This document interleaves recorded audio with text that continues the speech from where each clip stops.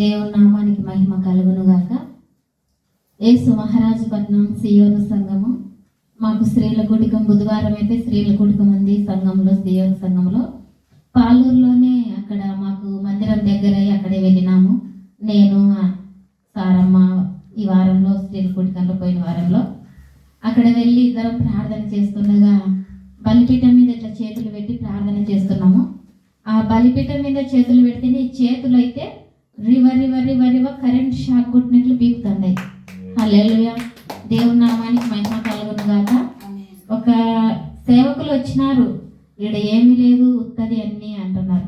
గొప్ప గొప్ప సేవకులు అంటాం, కాదు మాకు చదువు రాదు, కానీ దేవుని అభిషేకాన్ని గుర్తించే జ్ఞానం ఇచ్చినాడు దేవుడు. ఆ బలిపీఠం మీద చేయబెడితేనే అభిషేకం పొందుకున్న మాకు, మేము పల్లెటూర్ల వాళ్ళము, చదువు లేదు, కానీ దేవుని మహిమను బలిపీఠం మీద రుచి పెరిగిన దేవుని బిడ్డలం మేము. సేవకులు అంటారు, కానీ అక్కడ ఏమి లేదు అంటున్నారు. మళ్ళా మాకు ఏమి తెలియని మాకు, మేము దేవుని అభిషేకం పొందుకున్నాం అక్కడ. యేసునామానికి మహిమ కలుగును గాక. ఎవరు నిర్లక్ష్యం చేయకూడదు. అది యేసు మహారాజపట్నం దేవుడు ఏర్పరుచుకున్న బలిపీఠం. అక్కడ దేవుని చిత్తం ఉంది, కానీ దేవుడు ఆయన చిత్తము సమయము రావాలని పెట్టినాడు, కానీ అది మనుషులకు వ్యర్థంగా మాట్లాడేటందుకు కాదు. ఆ అభిషేకం, ఆ బలిపీఠ అగ్ని అభిషేకం పొందుకున్న పల్లెల వాళ్ళం మాకు దేవుడి గురించి తెలియదు. అక్కడ దేవుడు అంటే అక్కడ అస్సలు తెలియదు మాకు. దేవుడు అంటే అక్కడ పేరు ఎత్తినా కూడా అట్లాంటోళ్ళు అక్కడ అట్లాంటిది. మేము విశ్వాసులము, ఆయనను నమ్ముకొని ఆ బలిపీఠం దగ్గర పోతే ఆ బలిపీఠం మహిమను పొందుకుంటున్నాం మేము. ఆమేన్. దేవుని నామానికి మహిమ కలుగును గాక. ఆ యేసు మహారాజు పట్నాన్ని ఎవరు నిర్లక్ష్యం చేయకండి, ఆ బలిపీఠాన్ని ఎవరు నిర్లక్ష్యం చేయకండి.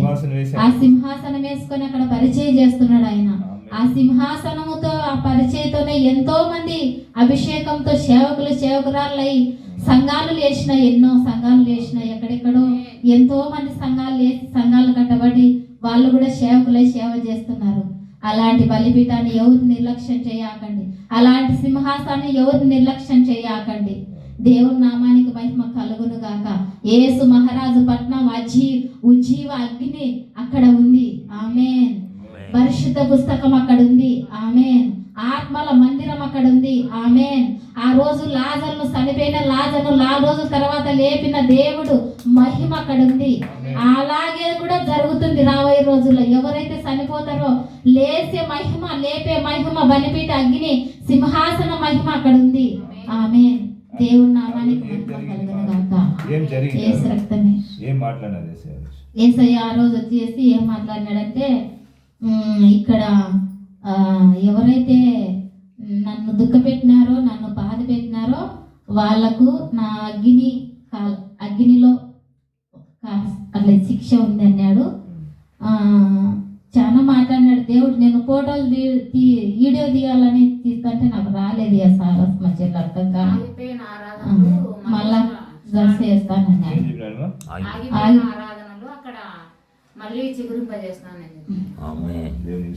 హల్లెలూయా. మళ్ళా వాక్యంతోనూ మాట్లాడినాడు. కీర్తనలు 103 కీర్తనతో దేవుడు అక్కడ బలిపీఠం దగ్గర మాట్లాడినాడు. ఆమె ఈ సాక్ష్యం దేవుడు దీవించును గాక. ఆమె.